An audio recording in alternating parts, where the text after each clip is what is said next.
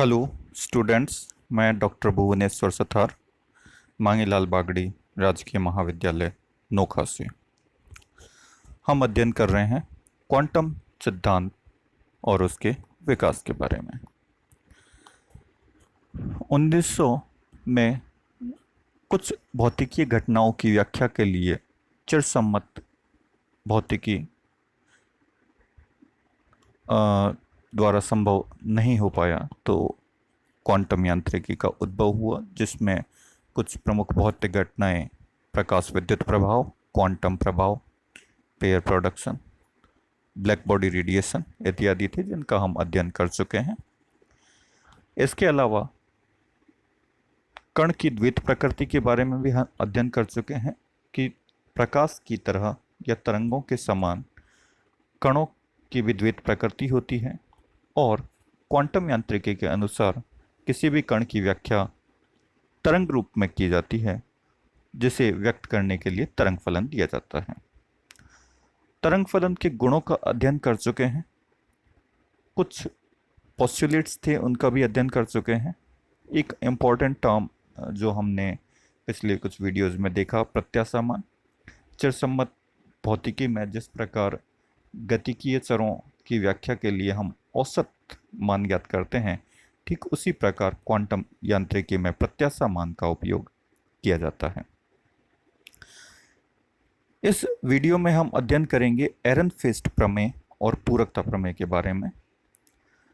तो एरनफेस्ट के द्वारा जो प्रमेय दिया गया था, उसके अनुसार किसी भी कण की व्याख्या करने के लिए चिरसम्मत भौतिकी में समीकरणों का उपयोग करते हैं।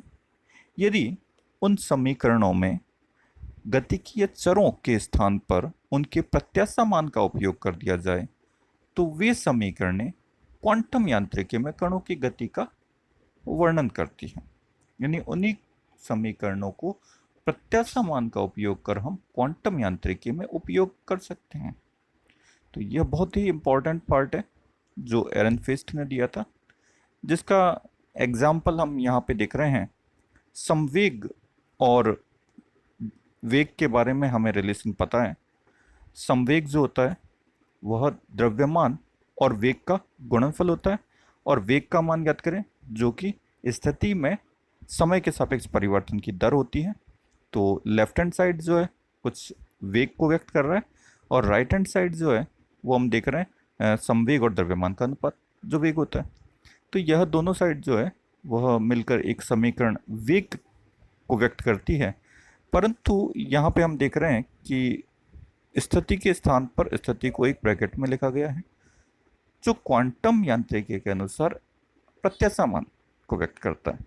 यानी स्थिति के प्रत्याशा मान का टाइम डेरिवेटिव जो है, समय के सापेक्ष जो अवकलन है, वह संवेग के प्रत्याशा मान और कण के द्रव्यमान के अनुपात के तुल्य होता है। तो यह समीकरण क्लासिकल या चिरसम्मत भौतिकी के समीकरण के तुल्य है। ठीक उसी प्रकार दूसरा समीकरण जो है वह संवेग में परिवर्तन की दर के अनुरूप दिख रहा है, परंतु संवेग के स्थान पर संवेग का प्रत्याशा मान यूज किया गया है। और संवेग में परिवर्तन की दर जो होती है वो हमें पता है बल के तुल्य होता है। तो हमने राइट हैंड साइड में यहाँ पे बल का प्रत्याशा मान यूज किया है। यानी यह समीकरण एकविमीय गति के लिए क्वांटम यांत्रिकी में एक बल और संवेग के संबंध को व्यक्त करता है। हम प्रत्याशा मान का उपयोग कर इस समीकरण को क्वांटम यांत्रिकी के लिए उपयोग कर सकते हैं। जो समीकरण नंबर 2 है, 2A और 2B, यह त्रिविमीय गति के लिए समीकरणों को व्यक्त करता है। ठीक है, तो ये एरनफेस्ट का प्रमेय है। तो पहला प्रमेय में हम पहले समीकरण और दूसरे प्रमेय के रूप में हम दूसरे समीकरण को व्युत्पन्न करके भी देखेंगे।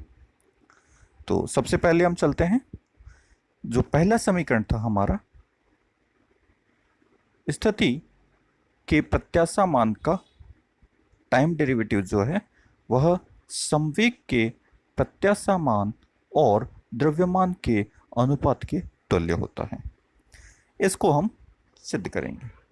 इसका मान ज्ञात करने के लिए हमने स्थिति का जो प्रत्याशा मान था, स्थिति का प्रत्याशा मान हमें पता है, किसी भी ऑपरेटर्स के लिए प्रत्याशा मान जो लें वो है वेव फंक्शन का कॉन्जुगेट,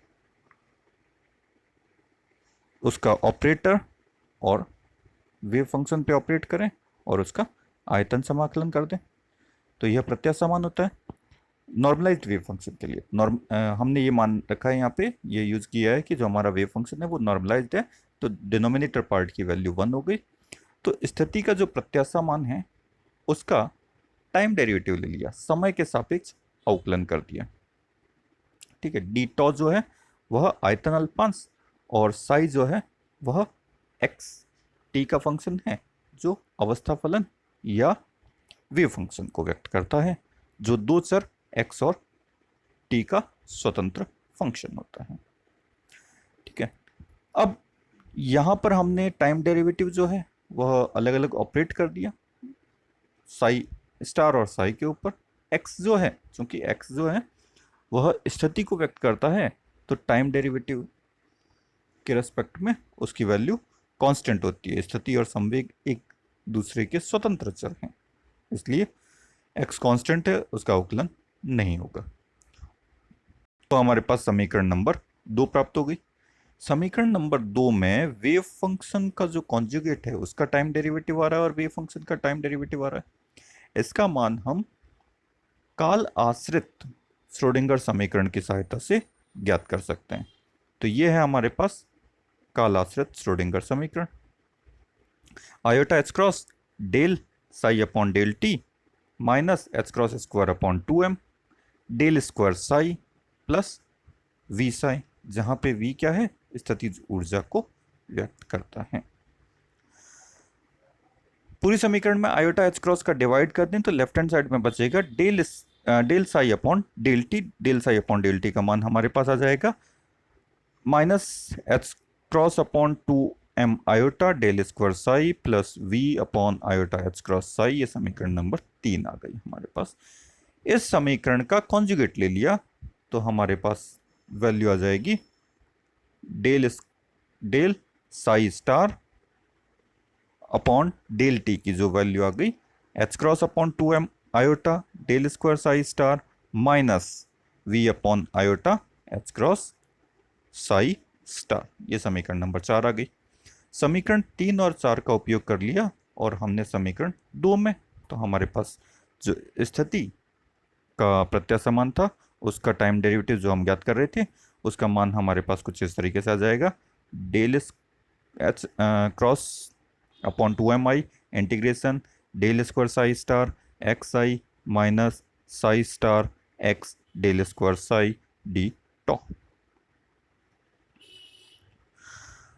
अब इसको हल करने के लिए हमने स्थिति जो ऑपरेट सदिश जो होते हैं, सदिश उसकी सर्वसमीका होती है एक डेल स्क्वायर ऑपरेटर के लिए, डेल डॉट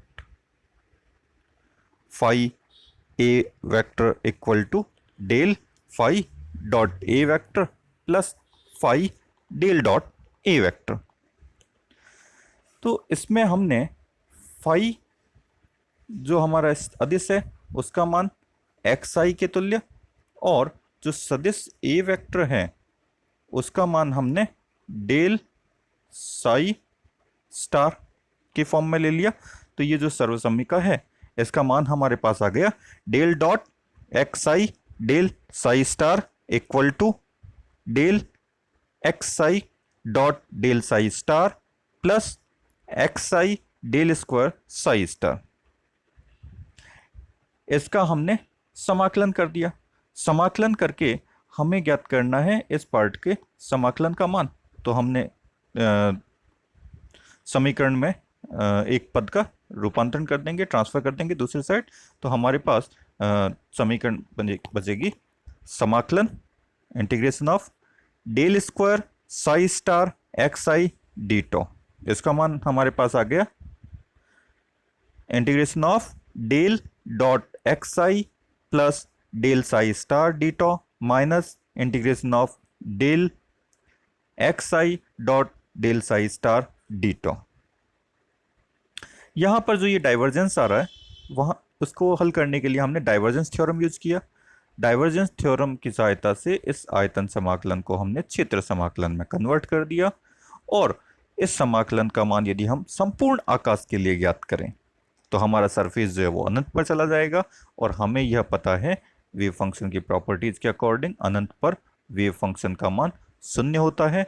अतः यह समाकलन का राइट हैंड साइड जीरो हो जाएगा। इसका मतलब आयतन समाकलन का मान भी क्या होगा, जीरो होगा। तो उस समीकरण में आयतन समाकलन जीरो करते ही जो हमारा लेफ्ट हैंड साइड है वो राइट हैंड साइड में केवल सेकंड पद के तुल्य मान मिलेगा। तो हमारे पास इसका मान आ गया समाकलन del square psi star x I d tau equal to हमारे पास आ गया माइनस डेल एक्स आई dot del psi star d tau. इसको हमने चेंज करके कुछ इस टर्म में लिख दिया, minus del psi star dot del x आई डीटो। इसी प्रकार हमने टर्म्स को थोड़ा सा रीअरेंज किया, और ये एक दूसरा इंटीग्रेशन फाइंड आउट कर रहे हैं, integration of del psi star del x psi, जहाँ पे साई स्टार जो है वो हमारा स्केलर और डेल एक्स साई जो है वह वेक्टर पार्ट के इक्विवेलेंट होगा। इसको सॉल्व करें तो हमारे पास टर्म मिलेगी integration psi star del square x आई D tau plus integration del psi star dot del x आई डीटो। अब इसमें जो लेफ्ट हैंड साइड है उस आयतन समाकलन को हमने गाउस के डाइवर्जेंस थ्योरम का उपयोग करके क्षेत्र समाकलन में कन्वर्ट किया, और ठीक उसी तरह संपूर्ण आकाश के लिए अगर पूर्ण स्पेस के लिए अगर इसको क्या करें समाकलन करें तो सरफेस हमारा अनंत पे होगा, और अनंत पर वेव फंक्शन शून्य होता है। तो ये जो राइट हैंड साइड है सरफेस इंटीग्रेशन वाला, इसका मान शून्य हो जाएगा, और इसका मान शून्य होते ही समीकरण नंबर 9 का जो लेफ्ट हैंड साइड है उसका मान शून्य हो गया। तो हम समीकरण 9 से हल करके ये समीकरण प्राप्त कर लिया। Integration del star psi star del square x आई डीटो, इसका मान आ गया हमारे पास minus del psi star dot del x आई डीटो। इसका तुलना किया हमने समीकरण 8 से, तो हमारे पास ये आ गई समीकरण 12।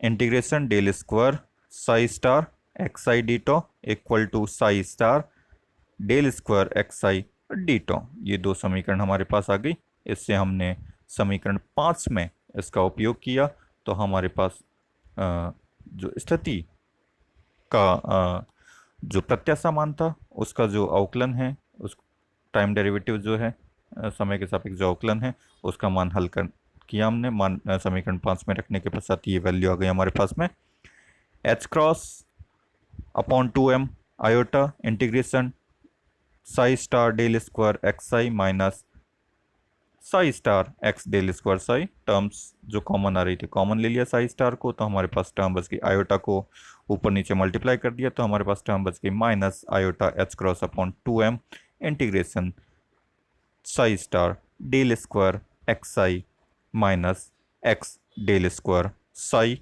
डीटो। ये जो इंटीग्रेशन वाला के अंदर जो वेक्टर पार्ट था हमारा ब्रैकेट में, इसको हम हल कर रहे हैं। इसको हल करने के लिए हमारे पास एक प्रॉपर्टीज होती है डेल स्क्वायर जो होता है वो डेल डॉट डेल ऑपरेटर के तुल्य होगा। यह यहाँ पे हमने यूज कर लिया। इसको फर्दर एक्सपेंड किया हमारे पास, तो हमारे पास कुछ वैल्यूज आ गई डेल एक्स आई। इसको हमने सॉल्व किया, डेल को दोनों एक्स और साई पे अलग अलग ऑपरेट कर दिया, तो हमारे पास वैल्यूज आ गई del dot del x psi plus x del psi minus second part है नो चेंज, कोई चेंज नहीं होगा, minus x del square psi. Del को अलग अलग ऑपरेट करें तो हमारे पास एक टर्म इसके इक्वल मिलेगी, दूसरा टर्म प्लस का होगा और वो कैंसिल हो जाएगा। हल करने के पश्चात हमारे पास टोटल टर्म जो है वह बचेगी twice del x dot del psi. Del x dot del psi को यदि हम हल करें तो हमारे पास ये टर्म जो बचती है वह del psi upon del x के तुल्य है। इसका उपयोग हमने समीकरण 13 में कर लिया तो हमारे पास जो स्थिति का प्रत्याशा मान था उसका टाइम डेरिवेटिव जो है उसका मान हमने हल किया तो हमारे पास कुछ इस प्रकार से आ गया, minus iota H cross upon 2m integration del square psi two del psi upon del x d tau. Constant term को अंदर मल्टीप्लाई कर दिया, m को बाहर रखा हुआ है हमने, 1/m integration psi star iota H cross del upon del X, derivative आ रहा है 2 से 2 की टर्म कैंसिल हो गई। ये ऑपरेटर हमने ऑपरेट करना है साई पे आयतन समाकलन के साथ में। तो इंटीग्रेशन का ये जो पार्ट है वह संवेग का जो प्रत्याशा मान है इसको व्यक्त करता है, तो हमने प्रत्याशा मान की फॉर्म में रख दिया। यह जो समीकरण है वह हमारे पास एरनफेस्ट का प्रमेय का जो समीकरण था उसको व्यक्त करता है कि स्थिति के प्रत्याशा मान का समय के सापेक्ष अवकलन जो है वह संवेग के प्रत्याशा मान और द्रव्यमान के अनुपात के तुल्य होता है, जो चिरसम्मत भौतिकी के समीकरण के तुल्य है। तो इस प्रकार हमने एरनफेस्ट प्रमेय का एक समीकरण व्युत्पन्न किया। हम नेक्स्ट वीडियो में इसी प्रकार से एरनफेस्ट प्रमेय के दूसरी समीकरण जो थी, जो संवेग में परिवर्तन की दर और बल के बीच में संबंध को व्यक्त करती है, उसका अध्ययन करेंगे। धन्यवाद।